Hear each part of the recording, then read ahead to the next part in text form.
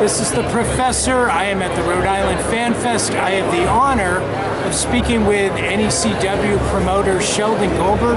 Mr. Goldberg, thanks for talking to us. Thank you so much. It's a pleasure to be sitting here with you. I wanted to ask you a couple questions. There's some chatter on the internet. We'll get this one out first. Sure. Based on some of the matches that we've had or you've had, I've been at as a spectator, are you guys going hardcore in NECW? I wouldn't say that, no. It's sort of, think of it like this. If a wrestling card is a meal, sometimes you gotta add a little spice. Some people like spice, some people don't, but there's a segment of the audience that likes that.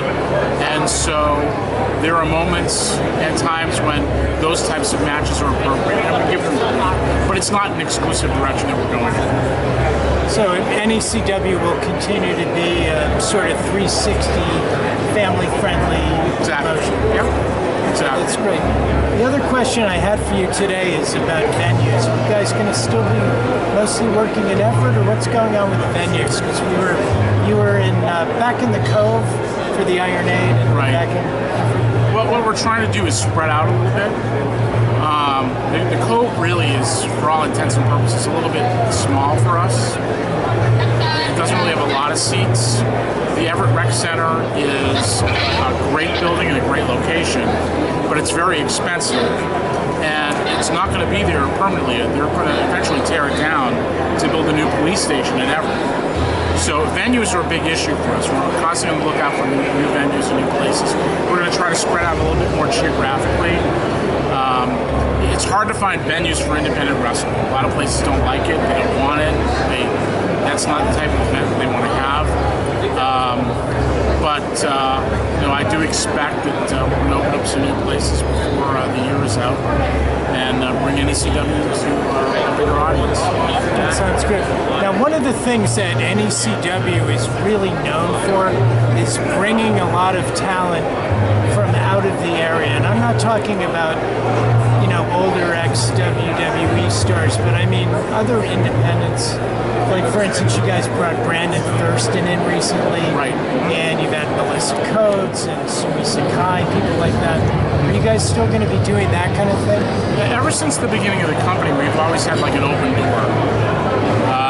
If people wanted to work for us, when we started NECW, there was no Ring of Honor.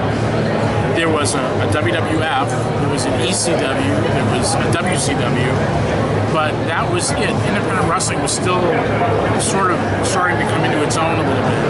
And a lot of times people would get in touch with me from all over the country, from all over the world, because they wanted that exposure. They knew that we were a company that had a degree of notoriety on the internet and in magazines and so forth, and they wanted to work for us.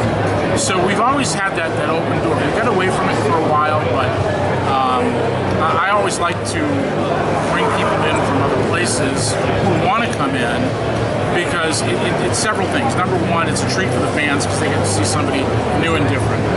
It's a treat for the guys in the locker room because they get a chance to work with somebody from outside the area who may bring a different style, who may bring a different set of experiences to our company that they wouldn't get in the course of just wrestling in this area. And I think it benefits the product. It benefits the perception of the product. Back in 2000, 2001, when we were first getting started, Doug Williams had his first match in America in NECW. Sumi Sakai, you mentioned, her first match in America was in NECW. If you go down the list of people that have worked for us over the years, it's a long list and an impressive list. People like Virgil Devitt, the artist now known as Finn Balor, worked for us. He came over to this country and he was staying with a relative and asked me if I would book him for our company and introduce him to people, which I did.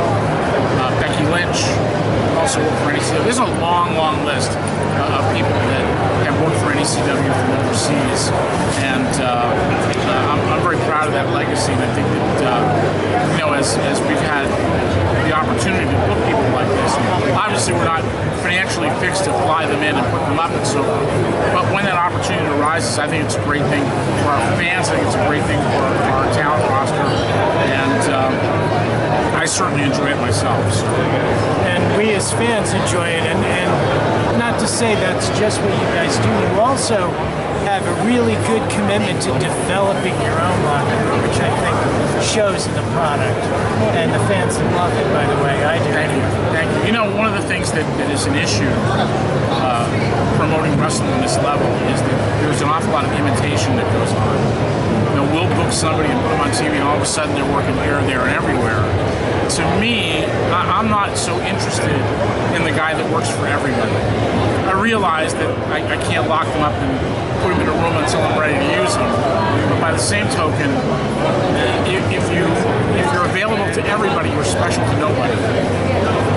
So we try to give our local fans, anyway, a product that's different, at least as different as we can make it from everybody else in the area.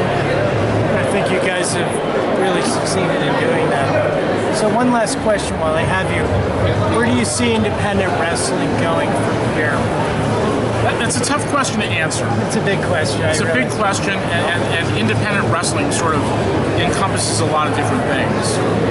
If you're asking about our company, talk about your company. Yeah, I think we'll be back on television probably by the first of the year. Hopefully we're going to be on television in more markets than we were before. I see us continuing to do the things that we've been doing, trying to build on that and so forth. September 12th, if I can put in a little plug here, NECW is going to celebrate its 15th anniversary. 15 years of New England Championship Wrestling. You get less time for most felonies than 15 years of promoting wrestling. That takes place September 12th in Everett. It's going to be a big night for us, and it's kind of a personal milestone for me. So looking forward to that.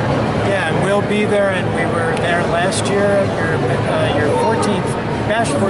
Right.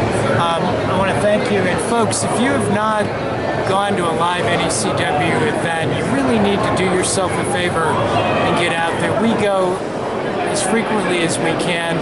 Love Everett, love the Cove. Looking forward to seeing you. I want to thank you for shining a light on wrestling in New England and our company in particular. I really, really appreciate it.